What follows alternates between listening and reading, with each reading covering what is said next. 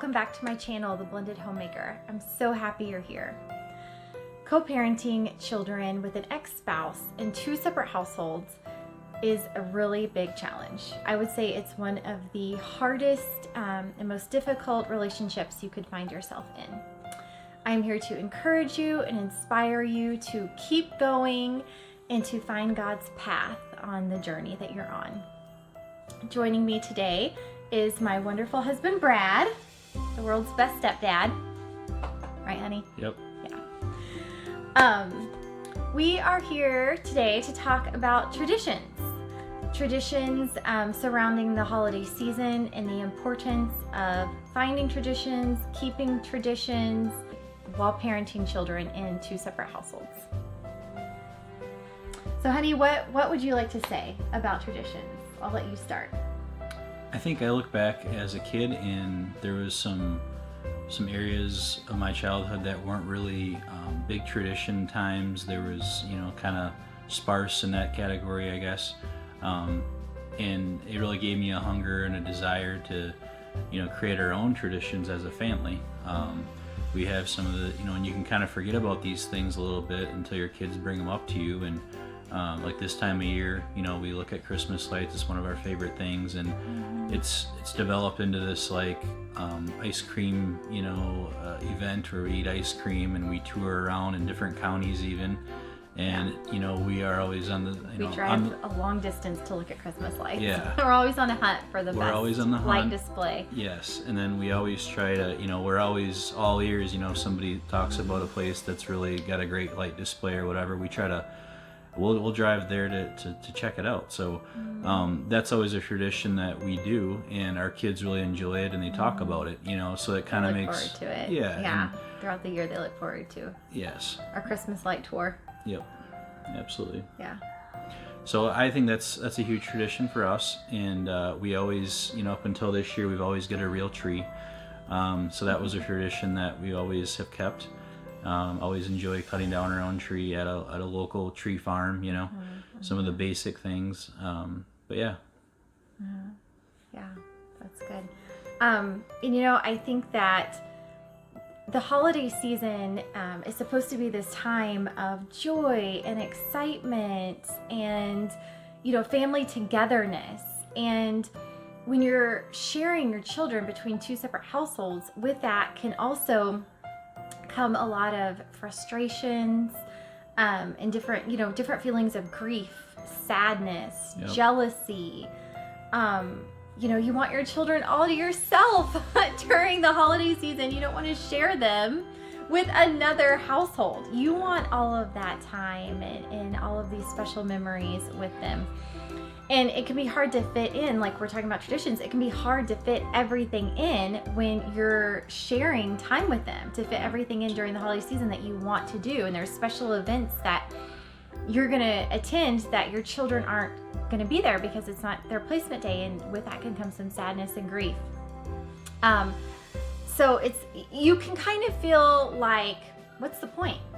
Like you can kind of like, why even bother putting up a tree because I don't have my kids this Christmas?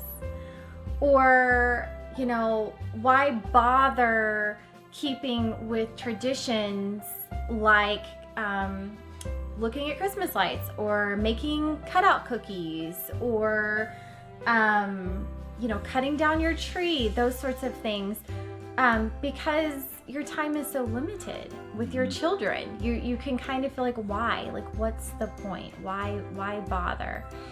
But we're here to encourage you today to keep going. Like, don't stop. Keep those traditions. They are important. They really, really, truly do matter to your children. They really do. So I understand that you might not have them Christmas Day or even Christmas Eve. I mean, you might not even have them the entire week of Christmas, depending on your placement schedule. But find a day to have Christmas, right? Find a day to have Christmas. And it's okay if it's not on Christmas Day, right? Yes. It's okay. It's still Christmas. you're still celebrating Christmas, even though it's not the 25th of December. Yeah, don't let the discouragement, sometimes we can even wait to put up lights, and just think of it as an example. When you wait like a week before Christmas to put up your lights and you're like, what's the point? Well, that can really happen as far as celebrating the season, or it can kind of take the wind out of your sail with your kids, not even really wanting to celebrate Christmas at all, so it's definitely, it can be a hindrance if you're not, staying in tune and being careful with your thoughts. And, like my wife just said, being positive, and, we're here to do that. We encourage it for one another here, and we hope that you guys follow and do the same, because it makes a huge difference. And kids love consistency, as we do. We can struggle as adults with consistency, but our kids really strive and do well with that. So I would encourage everybody to try to be as consistent as you can and create your own legacy as well as a tradition. So that all helps. And it's amazing, the little things that you do, that your children, that mean a lot to your children, that your children really enjoy and your children look forward to, and that really set and stay within their memory of family time. And this family time that your children cherish, just the little things.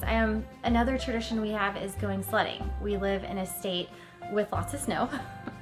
And so we take the kids sledding every winter, multiple times a winter, and they really, really enjoy it. It means so much to them that we take them sledding.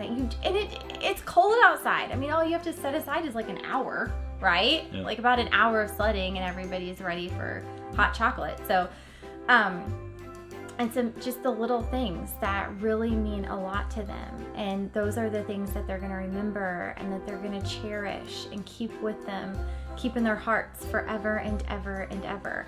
So don't lose hope. Don't get discouraged if you have limited time with your children during this holiday season. Take the little time that you're given and make that time count. Multiply that time with them by creating memories that they can cherish for years and years and years to come. I agree with that. Yeah. That's important. Anything you want to add? Speaking of sledding, you look at when your kids are little, and you think that, I guess when your kids are out on the hill and you kind of remember when you went sledding as a kid, or maybe if you're in a state that you don't have snow, maybe you've never had that, but for us in the Midwest, it's such a cool thing. Like just all the memories I've had, even with my parents sledding and aunts and uncles and whatnot.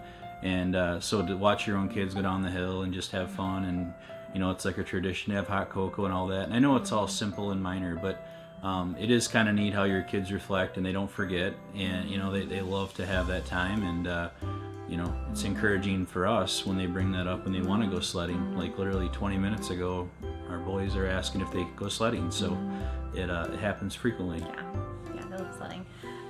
It's a good workout for us too, right? Up and down the hill. Yep.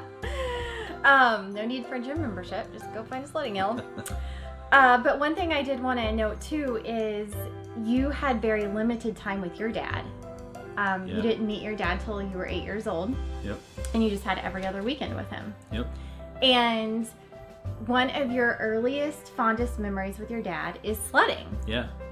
Yeah, my dad bought me a cheesy roll-up plastic sled. I don't know if anybody would remember that, but they had them and they literally just rolled up like a poster.